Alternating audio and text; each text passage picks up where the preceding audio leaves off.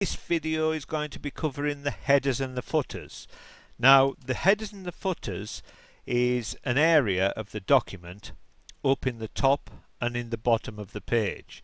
The header is in here, this section in there, and the footer is in the bottom of the document. And you can see there, look, your footer, we're in the footer, and then when you go up there, you're in the header section.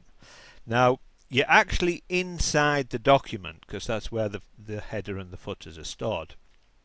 Notice when you go to the headers, I just double clicked in the area and that automatically took me into the header and the footer, which is how I would go into the headers and the footers. But if you want to do it through the ribbon, you would go to the Insert Ribbon tab, then you come down to the headers and the footers group and you click on either header or footer, and whichever one you click on, it'll take you in, and then you've got your presets. These are all preset headers and footers, and you've got more headers from office.com, or you can just say edit header and then that will take you into the header. Notice when you're in the header, you've got your header and footer tools and the design tab. This is a contextual menu and it only pops up when you're in the actual headers. Now in the ribbon, the design ribbon, you've got the header and the footer group, you've got the insert group, you've got the navigation group, you've got the options group, you've got the position group, and then you've got the close header and footer. Now we're starting a brand new document, it hasn't even got a name, but when you're starting from scratch you just go into the headers and the footers and you literally pick a footer. Now I'm just going to pick a header that I want, and just imagine I want to pick that, and then I'll just type some text in there.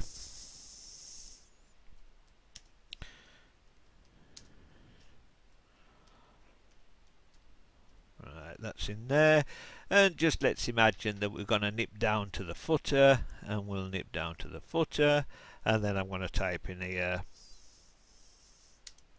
Now what I'm going to do here, I'm going to insert the page numbers. Now you just click on here, or you could go into quick parts and go into the fields. I'm sure the fields have got page numbers down there, number page numbers. Let's have a look. There you go. Look, page reference, page there, and you just stick that in. Yeah. And you can put it in there, page 1, 2, 3, and so on and so forth. But I'm just going to go here, look, and say page numbers. Now I could have it at the top of the page, the bottom of the page, in margins, current position. I just want it in the current position, and I just want a simple number 1. But here I could have just said page, save me typing it, and a 1. But I just want number 1, and there's page 1. Now when I close the header and the footer and I just close it down, notice you see that there, and then you come down here and there's page 2. Now if I type a little bit of text, yeah, and put a new page break in, notice now there's page 1, there's my header on both pages, and then notice down here we've got page 2. So it is really simple to put these header and footers in, but they are quite good as well, they're quite nice as well. Now that is as simple as headers and footers are, but obviously we'll show you a little bit more to them. Now all I'm going to do here, I'm just closing that document because that was starting from scratch. If you're starting on a document that already exists, then you would have a document looking like this.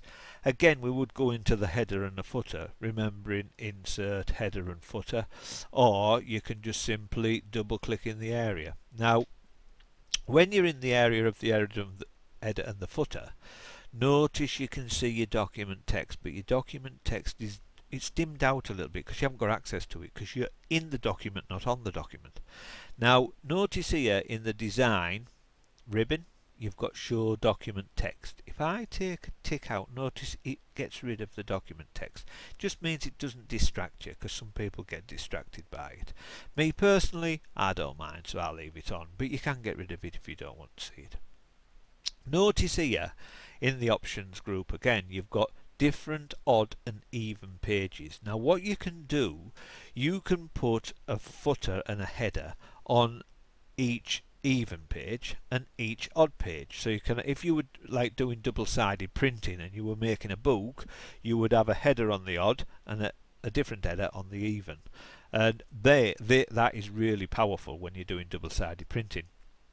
Notice when I put a tick in it, odd page, because we're obviously on number 1. So this header would go on pages 1, 3, 5, 7 and so on. And the even will go 2, 4, 6, 8. Different first page header. Now this is very powerful because you can have a different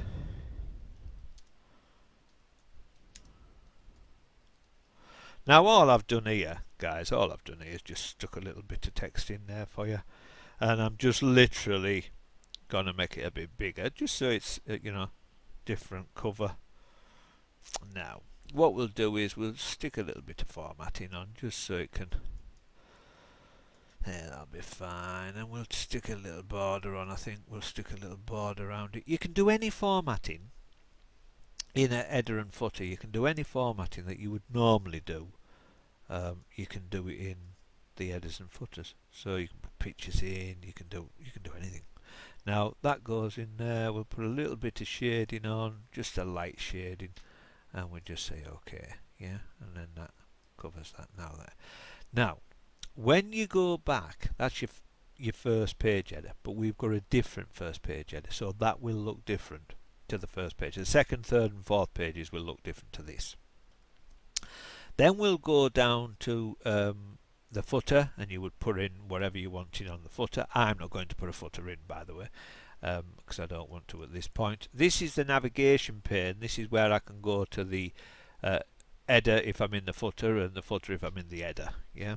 Then I can go to the next and the previous headers and footers. Now I'm in the header at the moment and I'm on page 1, so there isn't any previous, but I can go to the next one. Now the next one would be page 2, and you can see there, look, page 2, and that's the next one. Now in here I could do pretty much what I want to do, but if I want to stick a picture in, for instance, I just click on that picture, and then I would just scroll down, find a little picture that I want to stick in. We'll do him, yeah. Now this picture's massively big, but it's just to give you the idea, yeah. And then what we can do, we can just drag that down, and then literally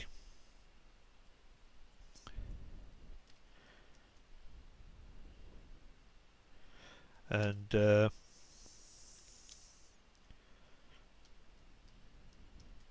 like so. I don't need to put any more in than that.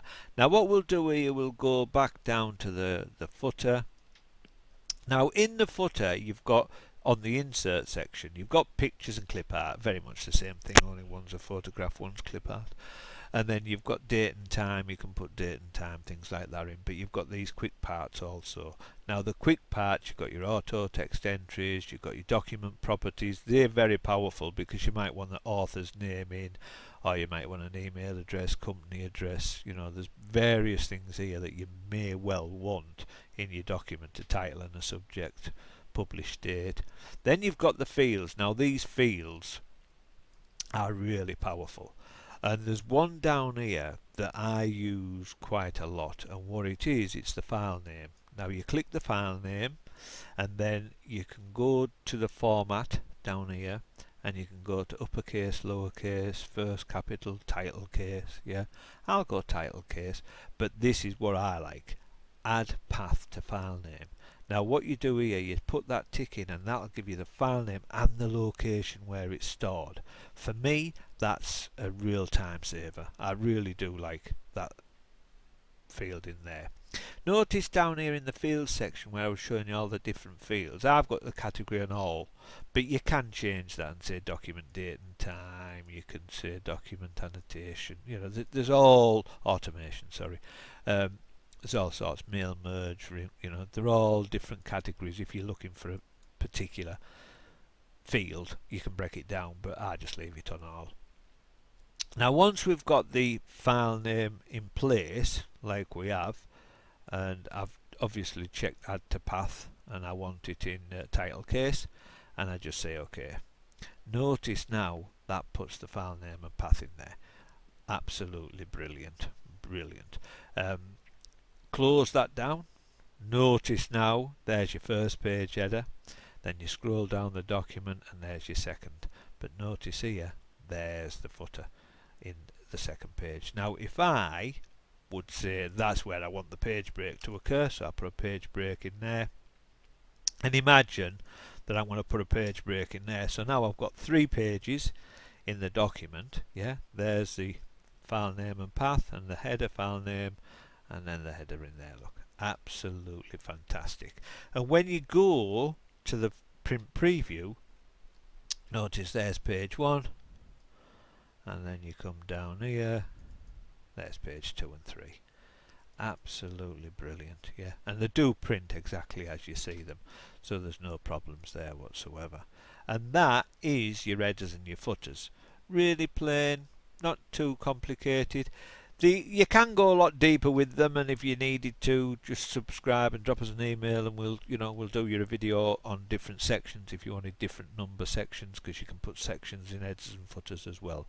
But that would have to be more a specialist video.